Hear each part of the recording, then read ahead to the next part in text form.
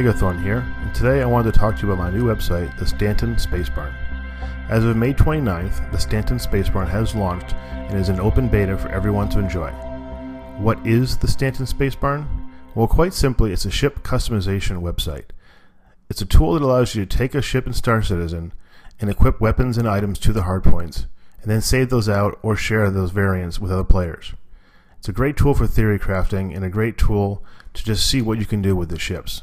Ship customization is going to be a very big part of Star Citizen, and this website gives you a way of playing around with that outside of the game. In the workshop, you start by selecting a base space frame to work with. In our case, we're going to look at the base Hornet F7C. Once you select the base space frame you want to work with, you'll be taken to the main workshop screen. This is basically broken into two sections. On the left, you have your hardpoints, and on the right, you have your specifications or statistics on the ship. On the left, you have a great image of the ship in one of 6 viewports: top, bottom, left, right, forward, or back. Those are all available right here. So for example, we're currently looking at the bottom. We can look at the front, or we can look at the left, for example. And on this screen, you have a visual indication of all the hardpoints, or at least the main hardpoints on the ship. Each one of these yellow circles indicates where on the ship the hardpoint is located. I call this a data tag. And then you have these data blocks, with a line reaching out from the data tag, which will give you information on what you actually have equipped. At this point, we have a base space frame with nothing equipped, so they all say empty hardpoint. In addition to the main hardpoints, the ones that you can visually see, you also have this all hardpoint screen. Now this screen is a little bit in development, so it's going to change a bit, but basically it gives you an overview of every single hardpoint on the ship, whether it's visible or not. Let's go back to the top view of the ship here. On the right hand side, you have your base ship stats and then your configured ship stats. So the base ship stats are just the basic information on the ship. It's not going to change. Name, manufacturer, length, width, height, and empty mass, and basically how much the ship weighs before you start equipping anything. And then you have your live configured stats. These are going to show changes as you actually equip items and whatnot on the ship. So at the moment the mass is the same because we have nothing on there. We have no power output, no thrust, and no thrust to weight ratio.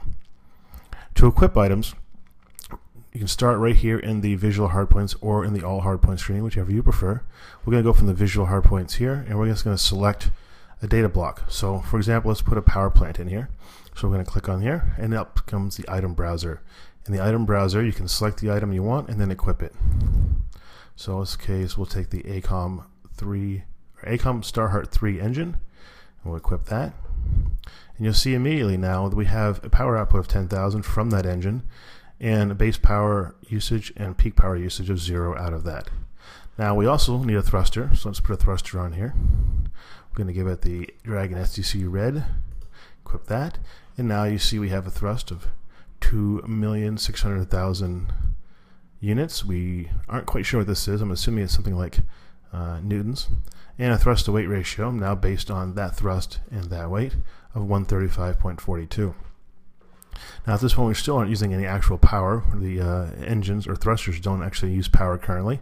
So let's equip some items in here. I'm going to go to the weapons on the wings here, and let's just put in something. Doesn't really matter. Let's put this guy in here. This guy has some mass as well. Put it in here, and the same thing on this side. And let's go to front view. We can get a little more. Some more items in here. Find something with some mass. Equip. And the same thing over here. Equip the Mantis GT220. And up here we'll put a Badger repeater. Okay, so up here, based on the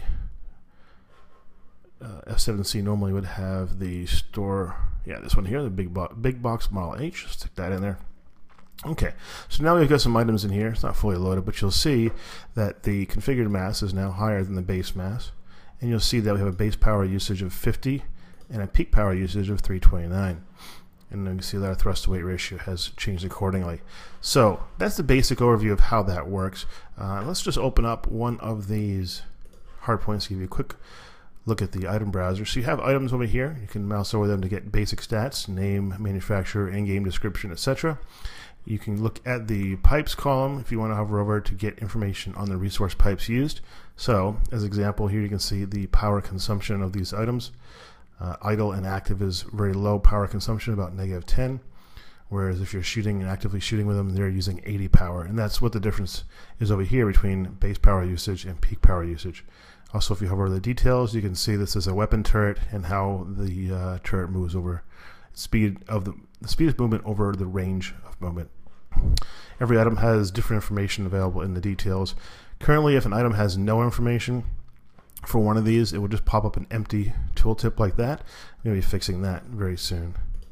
So that's a brief overview of the workshop. Now, once you've built the ship, you can either share that with other people by getting a quick variant URL. This encodes a current snapshot of it into the URL that you can share. Or if you're logged into the site, you can also save that as a new variant. You can select a variant type if you want and submit. And this will actually be saved in the database for other people to see as well. Now you'll see a refresh as the variant detail page.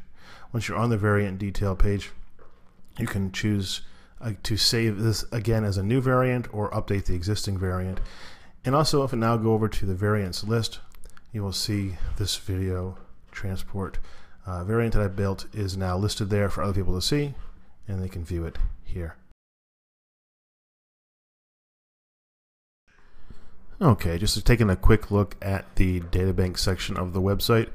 This is going to expand in the future to include information so you can browse through the vehicle data and item data directly rather than going through the workshop. But at the moment, the only option here is the game updates log. And the game updates log basically allows you to see exactly what changes in actual item stats and vehicle stats from one patch to the next of the game. So the Stanton Spaceborne actually uses the actual data from the game. It's XML data that is stored in the game. We parse the information out of the XML, convert it to a format that we can work with, and then upload it to our database. So as we do that, we can see what has changed from each patch, from patch to patch. So we make that information available to you here. So you can select from this screen. You can select any actual patch that you want to look at. I don't have them all here because I missed a couple, so I couldn't get them. But we'll try and catch them all going forward. So for example, if I go in here and choose build 3. You can see this is all the changes that were made to items in build 3, and if I want, I can also select a specific item and I can see all the changes that were made for that item through all patches. So in this case, there are changes made in both build 3 and build 11 for the NR LR5 Max Overdrive. You can see here that the